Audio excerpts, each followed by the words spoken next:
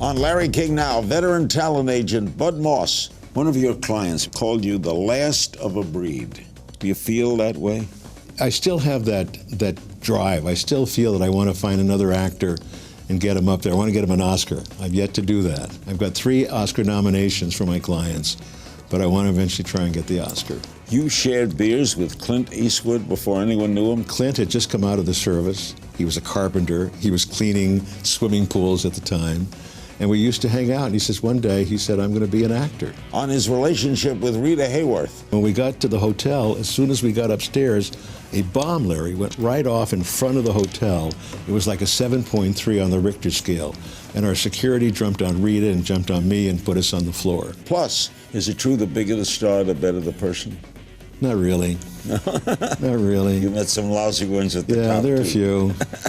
It's all next on Larry King Now.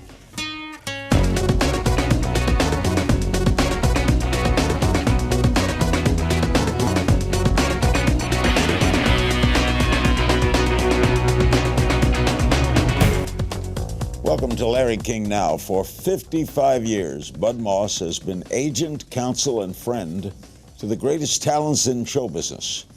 In his new book, Bud recalls childhood memories poolside with Katharine Hepburn, Clark Gable, explains why he traveled to Mexico to become a bullfighter, reflects on everything from having Sidney Poitier as best man to his wedding, to his standing by Rita Hayworth as she struggles with Alzheimer's in the media spotlight. At 85, Bud still has his own management company as we share a long history together. Good to have you with us, Bud. Good seeing you, Larry. The title of the new book will be Hollywood, Sometimes the Reality is Better Than the Dream. Normally we think dreams are better. When you experience some of the lives and live with some of the people that I did, reality really takes over then. It's very different now, is it not? Not a question. Do you miss the old Hollywood? I do, because the people that I grew up with, that you go and visit today, like Sidney Poitier and some of the other actors, they all are concerned about our industry today. It has become so, technical. Everything is in the computer. And the days of the screening rooms, the old Hollywood, is slowly vanishing. You grew up here, right? I grew up. I was born at the Hollywood Children's Hospital in the shadows of Hollywood Boulevard. Was your father in the business? My father was a film editor, Lou Moss. He was at 20th Century Fox. He cut Blood and Sand along with a lot of the other films that they made at Fox, Henry Fonda, Ty Power films. And my uncle, Sam Zimbalist, was a producer at Metro. And as a kid, growing up, I would go over to his house on Sundays with my mom and my brothers, and there would be Tracy and Hepburn and Gable all hanging around my uncle's house, working on scripts, playing tennis. So I got to know them when I was 10, 15 years old. Are you related to Ephraim Zimbalist? We're cousins. We're second cousins. And his father was a director, right? That he was. So you obviously were on a path toward, did you have a decision, I want to be an agent? I wanted to be an actor. I wanted to be just like all these other guys. And when I grew up, my Uncle Sam said to me, Bud, when you get out of college, I want you to come to MGM and be an associate producer with me. And I said, but Uncle Sam, I want to act. And he said, well, if you want to act, you go your way and I'll go mine. So what happened? I spent a couple of years acting. I went in doing extra work and bit work. In 1955, I was working on a movie called Blackboard Jungle, and there was this marvelous young actor in the classroom by the name of Sidney Poitier. And he and Vic Morrow became friends of mine, and years later, they became clients of mine when I went to work for Marty Baum at General Ours Corporation. When I left Sidney in '55, I didn't see him for a long time. And in 1960, when I became an agent over there, he came in one day to the office. He said, where do I know you from? And I said, well, you probably remember me when I was starring in Blackboard Jungle a couple of years ago. Who'd you play? I was one of the bad kids in the classroom.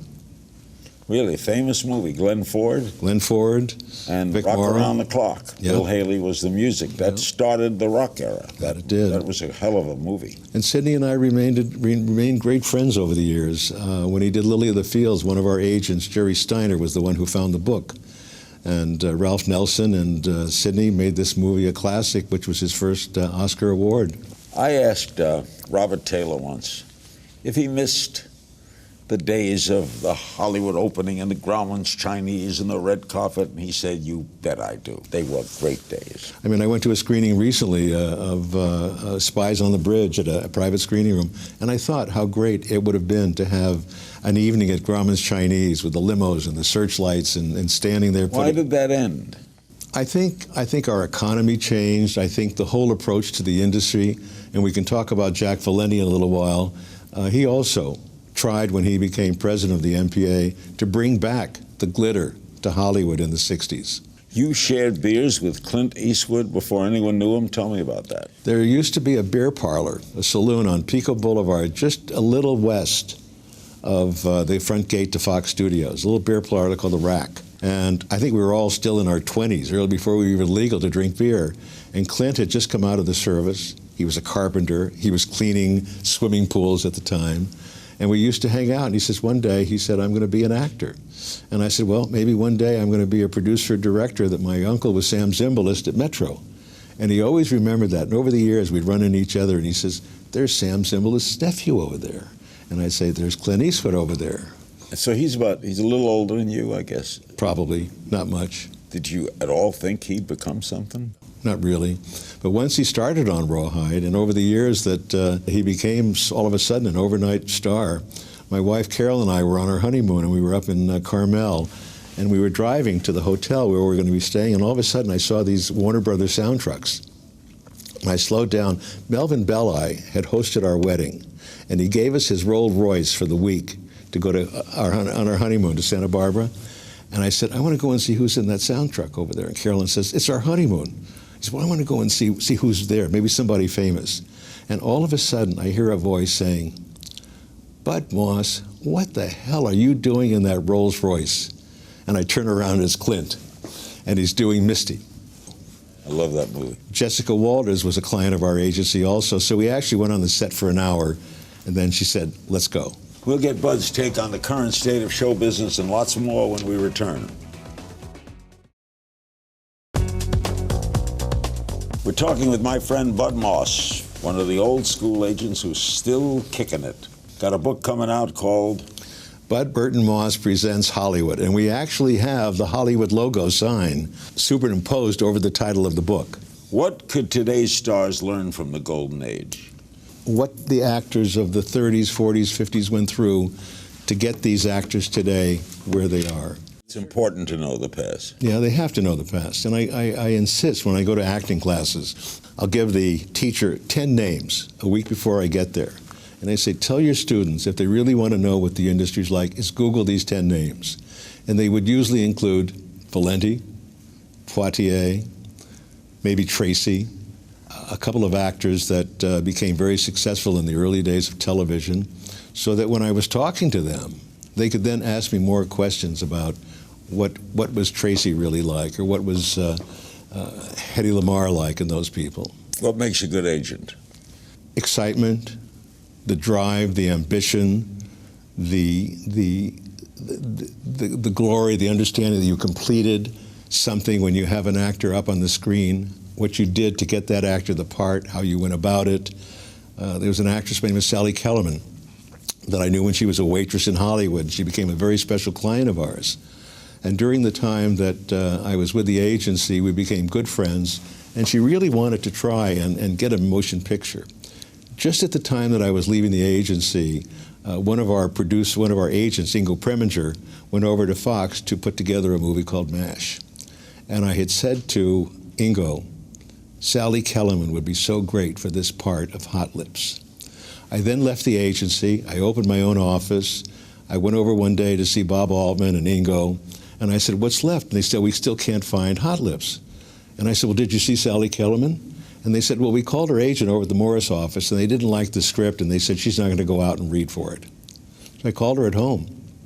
I said, Sally, I'm not looking for commission, but I've made a 4 o'clock appointment for you tomorrow afternoon over at Fox with Bob Altman, and you better get over there. The rest was history, and she got an Oscar nomination, and she came with me after that for 3 years. There's certain actors, Sinatra had it and others, they walk in and change the room, right? The star. Yeah. Do you have stories about big stars? And I know there's some you'll take to the grave, right? Well, besides Rita and Sidney, there were a couple. There was a little girl by the name of Carrie Snodgrass, of all people, what a name. And I found her at a cocktail party one evening, and she was brought out here by Alan Pakula to test for a movie called Sterile Cuckoo. And I said, what happens if you don't get the part? Because they told me that they were trying to get Liza Minnelli. And she said, I'll probably go back to Chicago. My dad's a car salesman, and I'll probably work back there. She had that little tiny spark, Larry, that when she walked into a room, she had this kind of raspy June Allison-type voice, and it was unique. Sidney was going to cast a movie called The Lost Man. He tested Carrie, and he also tested a French-Canadian actress by the name of Joanna Shimkus in Sidney's picture Lost Man. By not getting that part, they were casting Diary of a Mad Housewife. Carrie tested for it and became an overnight Academy Award nominee for that movie. Sadly, she got into the drug world, the alcohol world, and never got to the Academy Awards to see her nomination. One of your clients, Maxwell Caulfield, called you the last of a breed. Do you feel that way? Yes and no. I mean, there's still just a very few agents out there today that still live by the breakdowns every morning, call the casting directors. I still have that drive. I still feel that I want to find another actor and get him up there. I want to get him an Oscar. I've yet to do that. I've got 3 Oscar nominations for my clients, but I want to eventually try and get the Oscar. Up next, Bud tells us about his longtime fascination with Rita Hayworth. The book is Hollywood. Sometimes the reality is better than the dream, and the new one is coming soon. You're going to look for that too. Right back with Bud Moss. We're back with Bud Moss, the agent's agents. How did you meet Rita Hayworth? The fascination of seeing her, first of all, in Blood and Sand was such that I just wanted to follow her career as I was growing up. And from the time that she made Trouble in Texas with Tex Ritter in 1937, she then started bouncing around, and she was still very much a Mexican-looking actress, even though she was Spanish and Irish. And it wasn't until a man who claimed to be a producer by the name of Ed Judson. Some people thought he was a pimp, some people thought he was an oil man, but he befriended Rita and ended up marrying her. This was the time that she was under contract to Harry Cohen over at Columbia. There was a soon-to-be famous publicist by the name of Henry Rogers, who started Rogers & Cowan. He and Judson, together with Rita Hayworth, said, we're going to make her a superstar. And they decided that her hairline was too long over here, and she went through that period of electrolysis that made her hairline look different. So after that, she made 4 or 5 movies that got her up. She made CoverGirl, she made Strawberry Blonde, and then she made Gilda. I just saw Gilda the other day. Larry, when she made Gilda, the whole world fell in love with her. The tragedy was that Rita was such a lonesome, sad girl at that point. Until she got on the screen, she then became Gilda. Really? She was unhappy? She was. And what happened was, after the success of Gilda, she would said, all the men in the world wanted to go to bed with Gilda. And sadly, they'd wake up in the morning with Rita Hayworth. Wow. She had Alzheimer's at the end, didn't she? She had Alzheimer's at the end, and nobody really knew it. A better part of my book takes you through 3 trips that I made with her. I put her into a movie in Spain called The Bastards with Klaus Kinski in 1967. And that was probably the last time that she really realized that she was capable of still making a movie. The second trip was to Brazil and Rio de Janeiro in 1967 to do the television special for Mirtha Legrand, who was sort of the Rita Hayworth of Argentina. We didn't know when we walked to Buenos Aires that they were going through a dirty war in Argentina. In March of 76, Isabel Perón was dethroned. They threw her out. Evita. No, that was Evita. This was Isabel. This was the second wife of Perón. And they had a 3-man junta that was going out and taking in all the high-level people that were creating problems down there. And when we got to the hotel, as soon as we got upstairs, A bomb, Larry, went right off in front of the hotel. It was like a 7.3 on the Richter scale. And our security jumped on Rita and jumped on me and put us on the floor. 2 days later, we go to the American Embassy to have a cocktail party for Rita. And we could see all the assistants to the ambassador running around. We knew that something was happening. There were between 10 and 30,000 people that were killed from 1976 to 1983. And that's why they called it the Dirty War. And we were ready to leave the embassy, and we were driving down the main street there, and all of a sudden, a whole building right behind us exploded. And the debris from the building was landing on our car. And Rita said, "Let's go right to the airport. I don't want to go back to the hotel." Did you know her when she had Alzheimer's?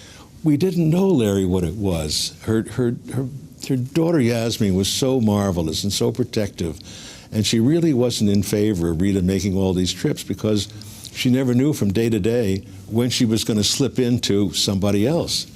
Tell me about Jack Valenti, the former assistant to the president who became president of the Motion Picture Guild here. Jack became probably one of my closest friends over the 40 years that he was in Hollywood. And a great speaker. He was a publicist in Austin, Texas, and he befriended a lot of the assemblymen and the congressmen, and one of his closest friends was LBJ.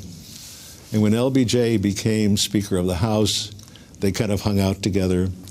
And what happened at that period was the Democratic Party was not that crazy about JFK. And LBJ suggested that he come down to Texas for a week and do a lot of handshaking. Valenti structured those 5 stops in Texas: Houston, Amarillo, one other one, Fort Worth, and Dallas. And it was that day in Dallas that this horrific assassination took place. Jack was 5 cars behind Kennedy. And they grabbed Valenti right out of the limo and said, "President Johnson wants you to go to the airport." They didn't even think of anything else. And it was there that they swore LBJ in. You became great friends with him. Mm-hmm. We really did. And he lived out here. He commuted. He had 2 homes, and he was on a plane every 3 days to D.C. and then back here. When we come back, we'll learn a bit more about Bud with a game of If You Only Knew. Stay with us.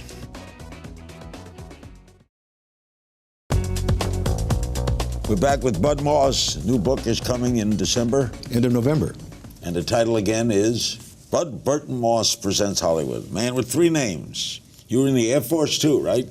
I was in the Air Force during the Korean War, correct. You produced plays, entertained troops? I did, up in San Francisco and Oakland, California at Parks Air Force Base. Sidney, best man at your wedding. 45 years, that marriage still going strong. So they tell me. Ronald Reagan dated your first wife? When they were both under contract to Warner Brothers, they dated for some time. And it wasn't until somewhere in the early 50s that I was down in Tijuana at the bullfights, and there was Anthony Quinn, who was one of the stars originally of Blood and Sand. And Ruth Roman, who had just worked with him, was at the table, and he introduced me to her.